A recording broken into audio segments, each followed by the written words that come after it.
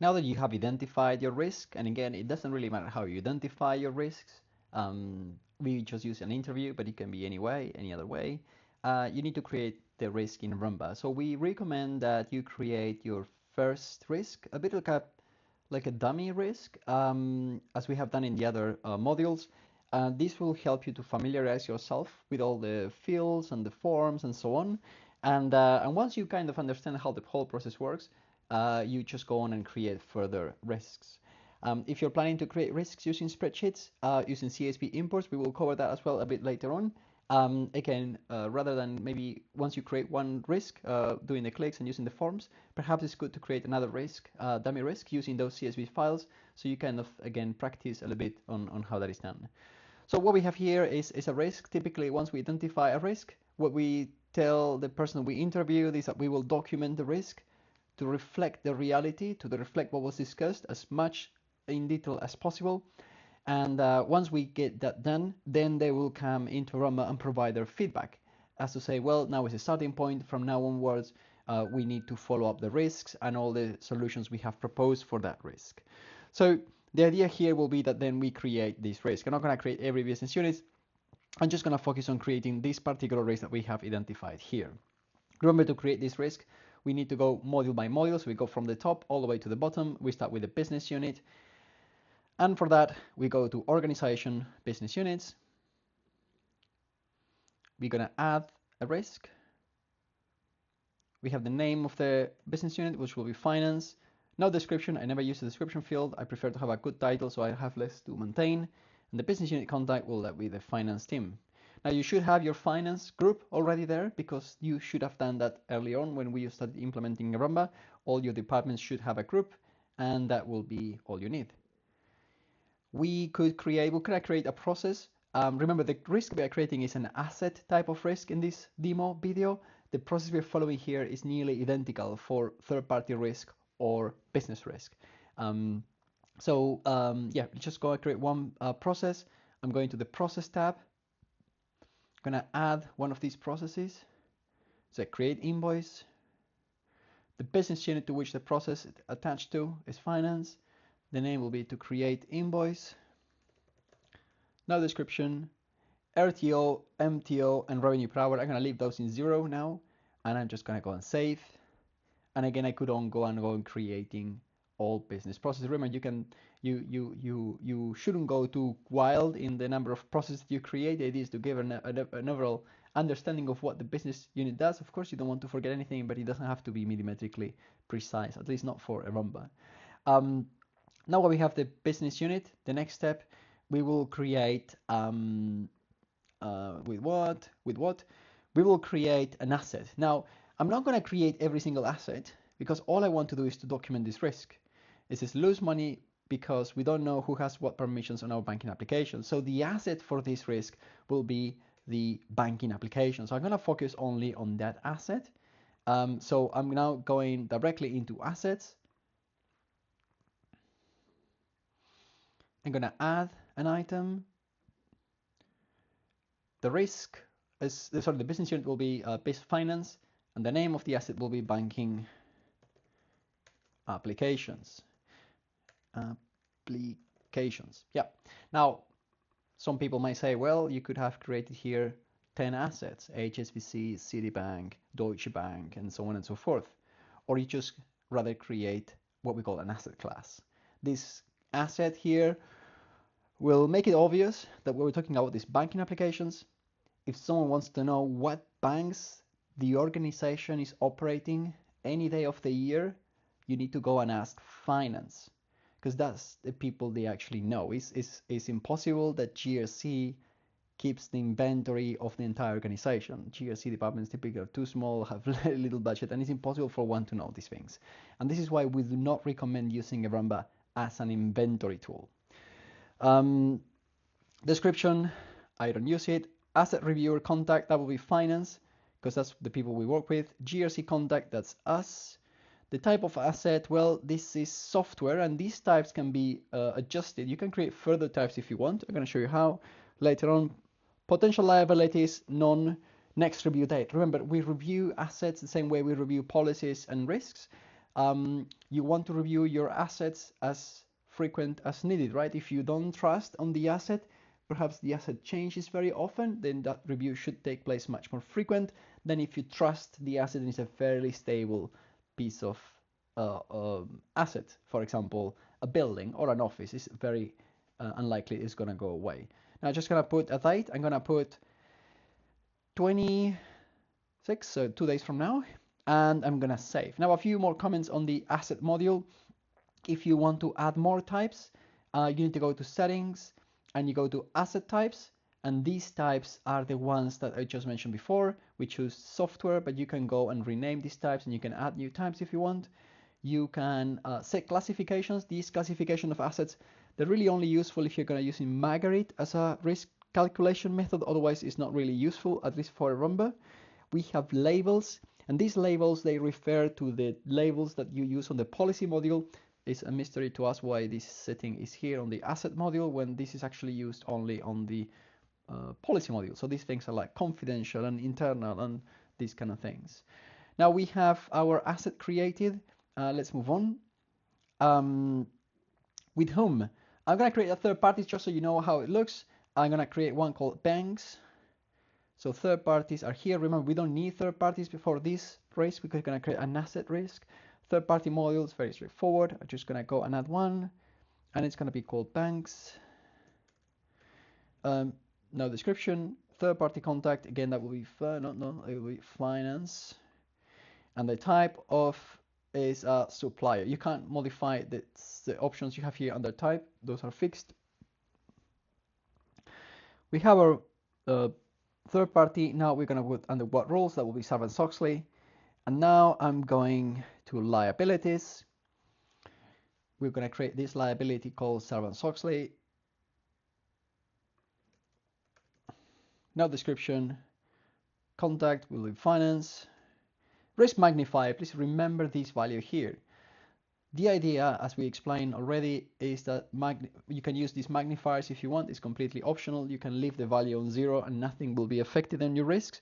But if you use any magnifier, if this liability touches anything that comes into the risk, so the assets, the third parties and so on, then the risk calculation will be affected by that magnifier. Okay, I'm gonna set actually here the liability. I'm gonna add Sarbanes-Oxley, so then we see when we create the risk, you will see the calculation being affected because of that. So liabilities, I'm going to choose Sarbanes-Oxley. Now I save. So we have now created all the inputs to the risk, and we are now ready to create the actual risk. I'm not going to be creating all these solutions because we have covered how that is done on the previous videos, so we don't want to extend this unnecessarily. So we're going to focus on creating just the risk. In Rumba, now we go to risk management, we go to asset risks. You should be able to create a risk because in theory, all your settings are already completed. So your classification, your calculation method, and so on. If you haven't done so, then this button won't be available. You will need to first set these things. To create the risk, we just go to add. Now I'm going to copy paste the title. No description, GSE contact, that's going to be me. Risk originator, that's finance, because it's with them that I identify this risk. They are doing something that creates the problem. So there you go, that's where they go. I'm not using tags. Next review date, I'm going to put this couple of days. On the analysis tab, you see I'm going to be selecting the asset we just created. Rumba will suggest you automatically threats and vulnerabilities.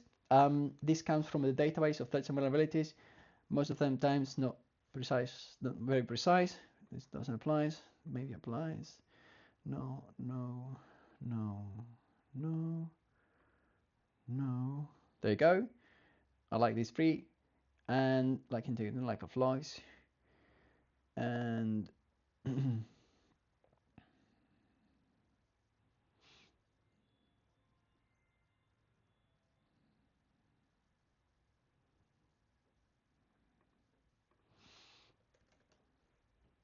lack of procedures and checkout. There you go. So now we have these two. You can also describe your threats and vulnerabilities in the form of text. I prefer using tags because with those tags you can then later on get charts, things like what the most common threats and vulnerabilities and so on. Now we do the probability and the impact. These things you can discuss with whoever you discuss the risk. Gonna put something here.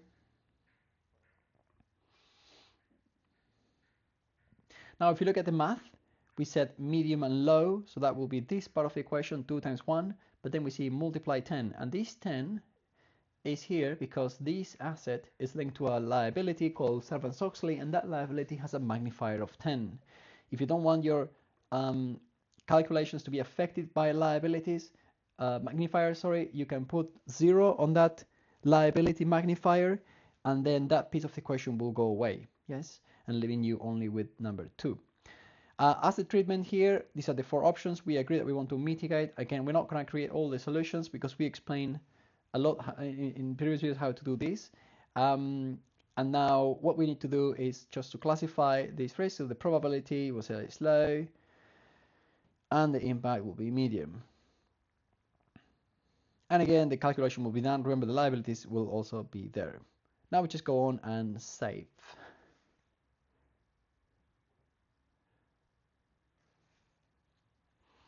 And that's it. That's how we create our first risk. As you can see, the process is not that difficult once you have the information. The key is to make sure you have this information available to you. And this is why we put so much emphasis on teaching you on methods on how you can collect this information without making too much trouble. If you have a set of existing spreadsheets that you want to import into Arumba, as we discussed, you need to somehow make sure that the columns that Arumba needs or the fields Arumba needs, you have them on your spreadsheets. So that will be your first step. It will be identify for every module, so business units, assets, and risks, which columns Arumba needs and which ones you have. And the easiest way to do that is by simply using imports. If I go to asset risks, I go here, I go to CSV imports, I will just download the template. I can do the same for assets.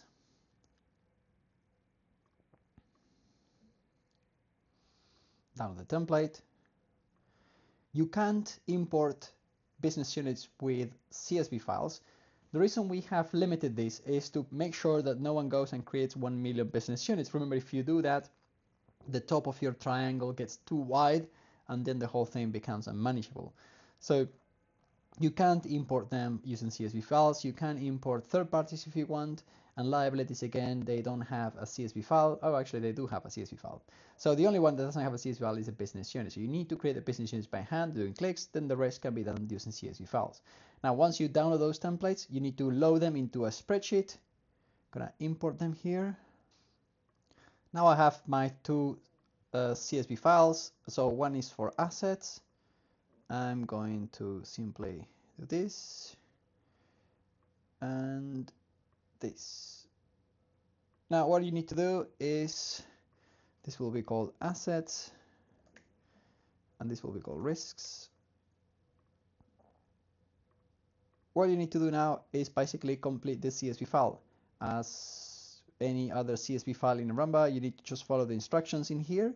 And once you complete this CSV file and that CSV file, you just need to import them. How you will import first the asset file and then the risks. You cannot do the other way around, because if you try to import the CSV file with the risks, Arumba will check whether you have or not the assets of these risks in Arumba. Arumba will not find them, and it will tell you, well, you can't import that. So again, first you import your assets or your third parties or your liabilities, and then at the end you import your risks. You might have also create additional CSV files for your controls, your policies, your exceptions, and your projects. If that is the case, then you import the assets, the third parties, so that you import the inputs, then you import the solutions, and then at the end you import your risks. And again, that will all be gone directly into Arumba. Again, the idea is that if you have spreadsheets, you need to make sure the columns fit in here, and then you do that directly into. The next step will be to customize the forms. Now, we have used different modules. We have used the business units, the liabilities, the assets, and the risks. So what I'm going to do now on the risk module, you should do on the other modules as well. It's very important that you do it in every module that you are using. Now the customization, remember, is about simplifying the form as much as you can. So this form we have here, the idea is that you remove all the fields you do not need and you add fields that you might need. It's quite common that if you have been using spreadsheets for your risks, you might have columns that you don't see in Rumba. And for that, you definitely need to use custom fields to try to adjust that gap in between what you have and what Rumba has. Now, for my customization, I'm going to be doing this on the asset risk. Again, you need to do this in every module. I'm going to customizations, and in here, I will hide the description. I will hide the tags.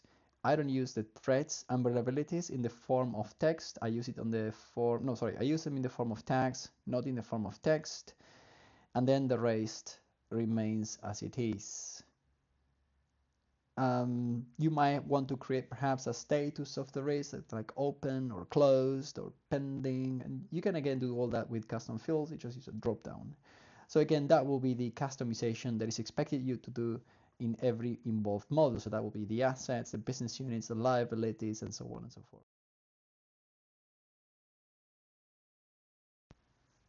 Now that you have customized the form, you need to adjust the columns. Remember, removing columns from your forms do not mean that they have been removed from your filters, or if you add columns because you created new custom fields, you might want to show them here in your tabs. So to do that, we go to the asset risk module, and again, this is something you need to do in every module involved. And here we go to columns, and we choose which columns we want to keep and which ones we want to remove. I want to move this column here. We have risk analysis, treatment, exception. All this sounds pretty good to me. I don't have to remove anything. So I'm going to leave this like this. Once you adjust your columns, what you do is save this view, okay? So you see we modify the default view. I'm going to save this view. I'm going to call it Esteban all items because basically it's going to be me using it. I don't have to put myself here. I will already be there by default. So I just go and save. And now I'm going to make this view I just created the default only for me. So what happens now is that every time now if I go to another module and I come back to the asset risk module, you see by default now I see my view. The other views are still here. I can pin them if I want, because if I want to show them on the bar, you can do that if you want as well. So again, these are just adjustments you do on your views.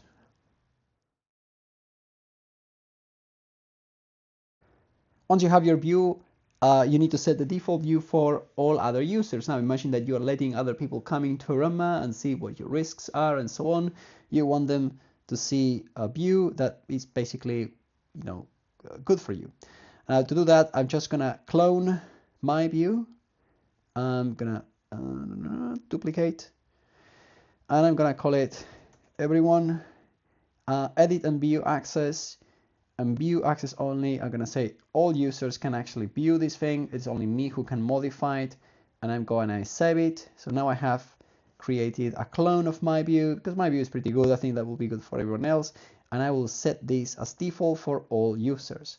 So when someone else logs into a Rumba, they go to the asset risk module, they will see by default this view here, everyone, all items.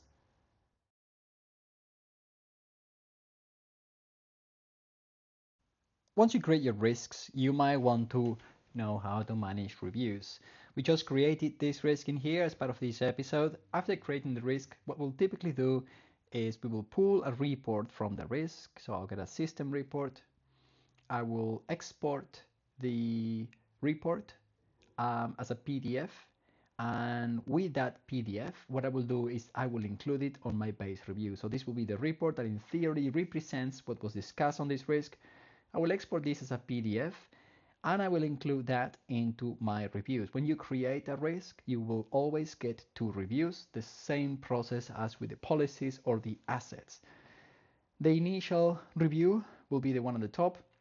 As you can see, this review is completed because all the columns are completed, when it was supposed to happen and when it happened. That date is the date when you created the risk, who is the reviewers that you define for the risk. In this case will be who is the team that is set as the responsible, and the description of the review.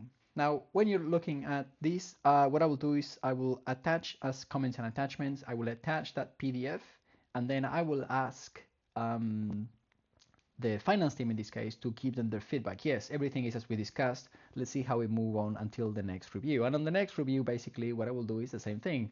We will send notifications, we will go through the risk, we will see if there were updates based on our plans, and we will complete the review. We can share the reviews with this click, or if you have email notifications created, those emails will go directly to the recipients. Now, once you have a review like this, you will find yourself in three types of scenarios. One scenario is when you say, well, actually, we don't want to wait until this next date for a review. We want to do the review now because whatever. And that's what we call an ad hoc reviews. Now, reviews are managed here from the review tab. I'm going to click here. I'm going to open this in a new tab. Now I have this, I'm in the review tab, as you can see on the top. I have my 2 reviews. If you want to create an ad hoc review, meaning a review that you want to do now, you don't want to wait until this date, you simply go here and add a review. That will be a row that you're adding. So I could add a review. I could say I will link the review to this risk I just created. I will say, well, the planned date and the actual date will be today. We decided to discuss something in regards to this risk, and here is the review, and you just save, and that's it. That basically, a review is nothing more than a row in here where you basically state that something was done. You can again use the comments and attachments to add more into this review, more discussions into this review, and in that way you record all these different things. Now, if you want to work on a review which is planned to happen, so for example, this review here will take place in 2 days. That's what we call a scheduled review, and that's the second scenario. First scenario is an ad hoc review. Second scenario is a scheduled review. When a scheduled review is about to take place, you will most likely have notifications that will be sent, so these people will receive the review. In theory, they will click on that email, they will provide you feedback, and the feedback will be stored here as comments and attachments. Now, when that happens, they will provide you some feedback. You will get an email saying, well, someone put a comment in there, you will reply, and you will go back and forward reviewing this risk. Now, once that is done, what you do to close the review, that's something you will do, not them. When you will click here, you will go to edit, and the same form shows up. When you actually completed the review, we'll say it's going to be today, the description, and then you see we have the next review tab in here. The reason we have this next review tab is because if we complete this review, as you can see, it's the last incomplete review. It's incomplete because the actual date is empty, and the description as well. If we complete this review, there's no reviews left in the future. And Eramba always wants to have a review in the future. And this is why if you complete this review, Eramba needs to ask, okay, when will the next review happen? And that's why you see that next review tab in here. So actual date will be today. And then we have the next review. And here's where we will provide the date when we want the next review to take place. Okay, and also who will be involved as a reviewer. And that's it. That's the second scenario, okay, when we work with a scheduled review. Now, what if you don't want to review on this date and you decide that you want to review the risks some other time in the future? Well, if that is the case, what you need to do is you need to complete the review again. So basically, to change the planned date for another date in the future, you still need to change this planned date. You need to complete the whole review. You will have to click here, edit. You said the actual date will be today. We want to change the next review date, and we will say that the next review date will be 1, 2, 3, 4, 5, 6, 7, 8, 9, 10 on the 4th of April. And now you can go and save. And what we do is we simply complete the review saying, well, this review will not be, taking much. There will nothing very important happen. We just changed the date. So we just changed the date. The description is here, and now you have the next review here. Every time you complete a review, we strongly advise you to use comments and attachments to document what was discussed, why was the review taking place. That will really help you to then later on understand what the situation is. So that's it. Those are the 3 scenarios you have. when you are doing an ad hoc review because you just happen to need to do a review now, you don't want to wait in the future, a planned review, and a review because you're changing the date.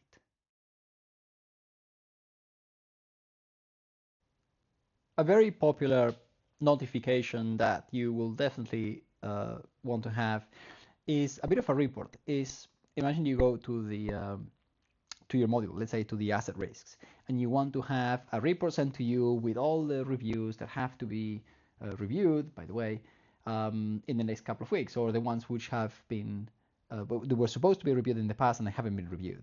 So what you can do is all these views that you're creating, and remember these views are basically filters that you apply, so it can be pretty much anything. These views can be sent by email. It doesn't matter if you're in the main module or in the sub module, you still can do that. The way you create these notifications is by going here to notifications, and then in here you might see some default notifications there. They will always disable. These are like template notifications that are very common, and so the idea is that you can simply enable them and that's it. I want to create them from scratch so you see how it's done. In here you go to new notification and report. A report notification is a notification that is sent regularly, so every day, every week, every 10 days, whatever. And what Enamba will do is when the notification triggers, it will run the views. Whatever comes out of that view will be sent by email. So if I go to report notification, I will say, well, I want to send a filter or a report. You can send also graphical reports. I'm going to be using filters for now. We will say, let me check the filter. We will send review deadline in 2 weeks. So that will be all the risks that have a review deadline in the coming weeks. Okay, review in the coming 2 weeks. The type of attachment you want to include, PDF or CSV. Skip empty results, period. I will see 0. 0 means every day. So every day, Enamba will run this filter. It will put that into a PDF and CSV. Now, if you have this skip empty result option enabled, if the filter produces no outputs, no email will be sent. If you disable it, even if there's 0 results, you will get an email with 0 results. Okay. Typically, you want to enable this because you only want to get emails when something has to be seen. On the recipient side, under users, I will include the GRC team. As you see, I'm using groups all the time. And then on the email body, you can simply adjust the body and the subject of your notification. And that's it. You can go and create as many of these notifications as you want. I could go to the review tab and do the same thing. I have views in the end here, so I could go and create the same kind of notifications. Notification is one that is sent to a specific person when a deadline is due. In the case of risks, the very, very popular one is send an email a few days before the actual planned date of a review. So we have here reviews in the review tab, the planned date. We can send emails against this date, and the email will go to the reviewer. Whoever the reviewer is, in this case it's fine, but it could be anything. That is the person that can get the email. So again, the planned date is the key one here. To create these kind of notifications, you need to go to notifications.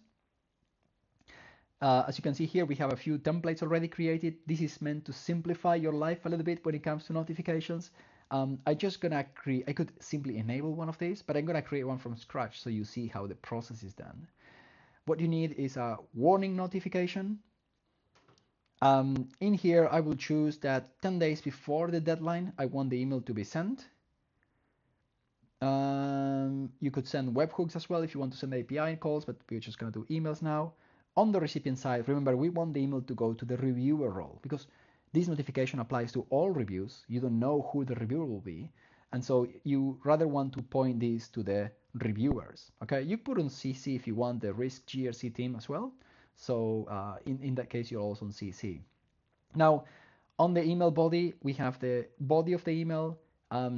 Here you need to adjust a little bit the content based on what you need. By default, what this says is that you need to log into Enamba and put a comment and attachment and leave your feedback. Now, you might not want to force people to log into Enamba to provide you with comments and attachments.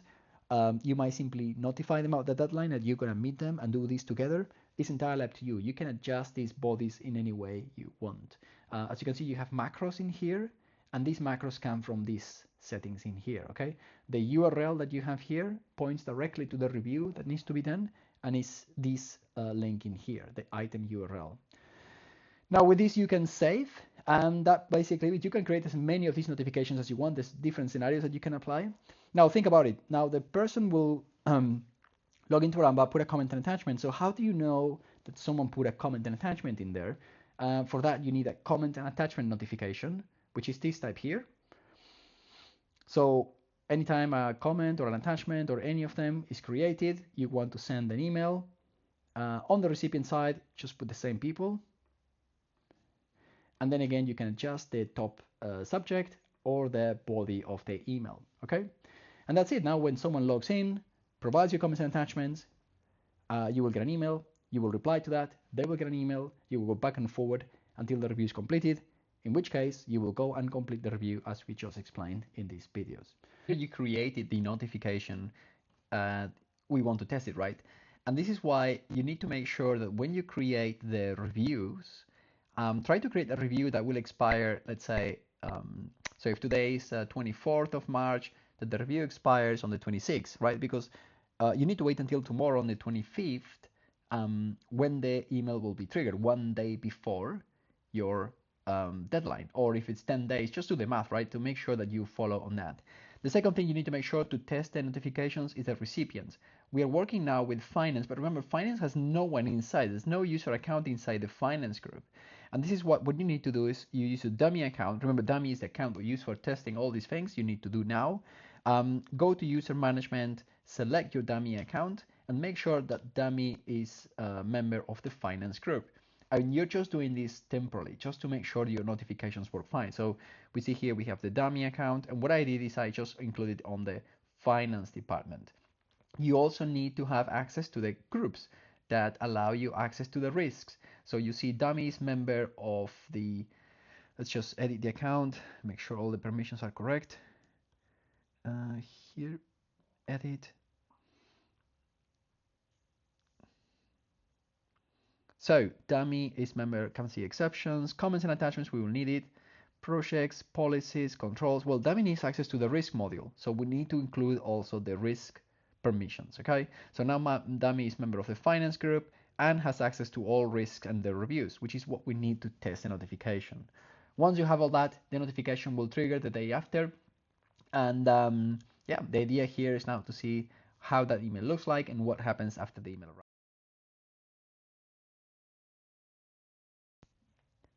Now the email has arrived. As you can see, the email went to Dummy, which was member of the finance group, and Esteban because he's member of the GRC team. The email includes the macros, so they see the subject of the risk. You can see here the title of the risk, and here we have the deadline. This is the link that we need to click, so I'm going to open this, and I will now log in here with the Dummy account. We want to test two things. The first thing we want to test is if Dummy can log in, if Dummy can access the risk module. If dummy can only see risk, dummy shouldn't be able to delete reviews or create reviews or anything like that. And dummy should only be able to put comments and attachments. So just log in as dummy.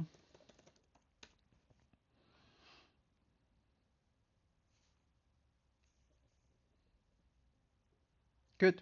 So fantastic. So now we see we are redirected to the risk module. We will now see the review that we have to provide feedback. And is in here where dummy should go and click on comments and attachments and basically provide feedback. Yes, there are no updates on this risk. Again, on the subject, on the body of your email, you could include the risk title, the risk description, the risk deadline, classification. You can include anything you want. So the feedback can be all in the email, and all you need is the feedback here from the provider, from the risk originator. Now that you put this comment and attachment, another notification will be triggered. That notification will go to you, and it is that you reply to that and you go back and forward. Once the discussion about the risk review takes place, all you have to do is you, with your account, because dummy can't edit anything as you can see, is complete the review and set the new renew deadline. And that's it. That's how we review risks using notifications.